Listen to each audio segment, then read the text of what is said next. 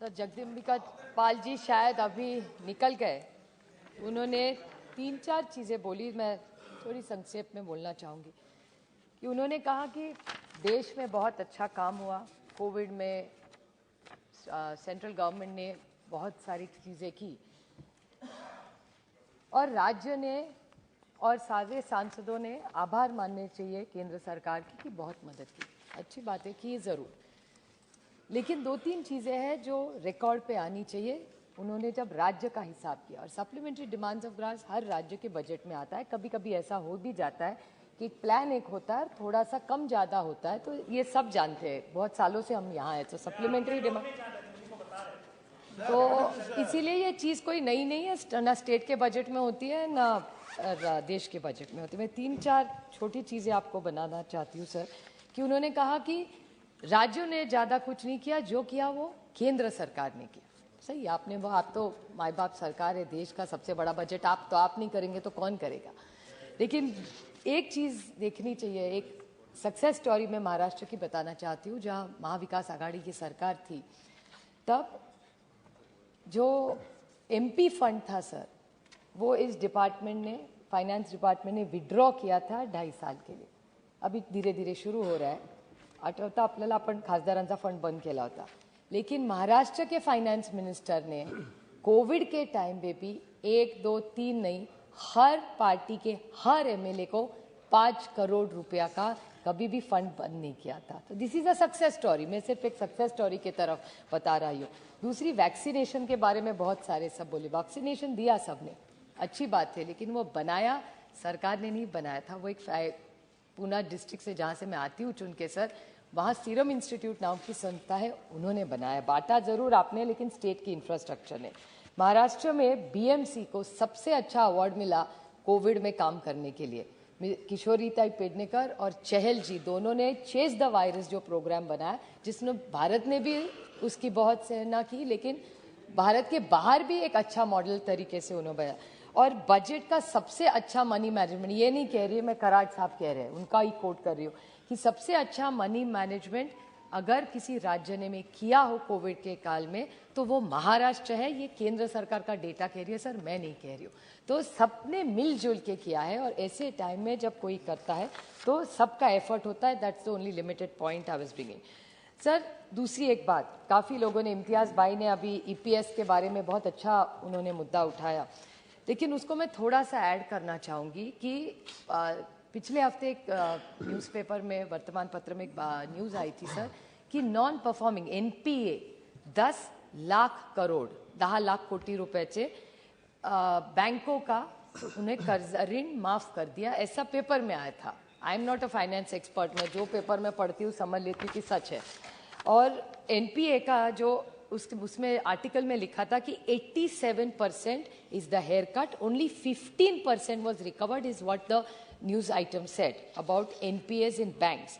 अब आप सोचिए सर, इम्तियाज भाई कह रहे थे कि पेंशन का पैसा दिया जाए किसी महिलाओं को, इंश्योरेंस के बारे में हर किसान बोलते हैं कि फसल बीमा योजना में पैसा दिया जाए, किसानों का सुसाइड के बारे में भी अभी इम्तियाज भाई बोल रहे थे, किसानों की आत्महत्या हो रही है। अगर आप 10 लाख करोड़ रुपया, उसमें कितने शून्य है वो भी मुझे पता नहीं सर, 10 लाख करोड़ रुपया अगर आप बैंक करते हैं, और फिर वो लेगेसी का इशू मत उठाइए कराड़ साहब, फिर बोलेंगे ये आपका लेगेसी इशू है। लेगेसी अभी 8 साल आपकी सरकार होगी, these are not legacy issues, आप ठीक कर सकते थे। 8 साल बहुत टाइम होता है ठीक करने के लिए इकोनॉमी, तो ये लेगेसी इशूज में मत फंसाइए हमको।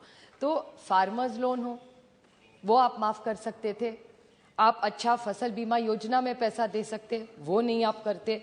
जो इम्तियाज भाई बोल रहे थे ईपीएस का, पेंशनर्स का पैसा ही नहीं दिखते, लेकिन 10 लाख करोड़ रुपया आपने ये बैंकों को माफ किया। वो किसका किया वो तो नहीं हम सबको पता, किसका भी किया होगा, लेकिन आप उनका भी कर सकते तो इनका भी करिए, इतनी सिर्फ मेरी विनती है, बाकी मेरी कुछ मांग नहीं है। दूसरी एक स्कीम है, इतना पैसा आपने मांगा है सर, वयोश्री नाम की बहुत अच्छी स्कीम है सोशल जस्टिस डिपार्टमेंट, बहुत अच्छी, इस सरकार का मैं कॉन्ग्रेचुलेट करती हूँ कि बहुत अच्छी स्कीम आपने बनाई, लेकिन मैं जिस निर्वाचन क्षेत्र से आती हूँ sir, it's the highest performing. पिछले साल भी बारामती लोकसभा मतदार संघ में Vayoshri Yojana was number 1। I topped the country and I am very grateful to the central government कि आपने इतनी अच्छी स्कीम बनाई और हमने अच्छी तरह से इम्प्लीमेंट करने की कोशिश की।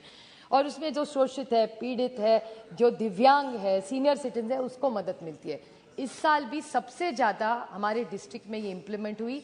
1 लाख से ज़्यादा लोगों को बेनिफिशियरी मिला। और जब भी सोशल डिपार्टमेंट को हम फॉलो अप करते हैं, वो कहते हैं कि हमारे पास पैसा नहीं है।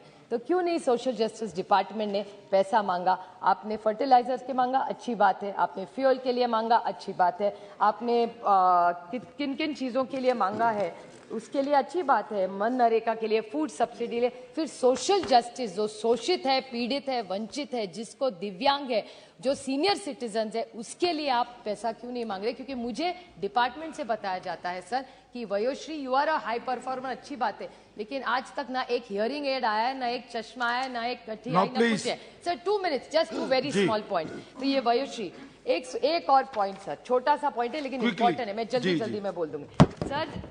सब ने कल, मैंने थोड़ा सा डिबेट मिस किया सर, लेकिन सब, निशिकांत जी भी यहाँ है, कल उसके बाद उनका मैंने देखा यूट्यूब पे भाषण, बहुत अच्छा बोले।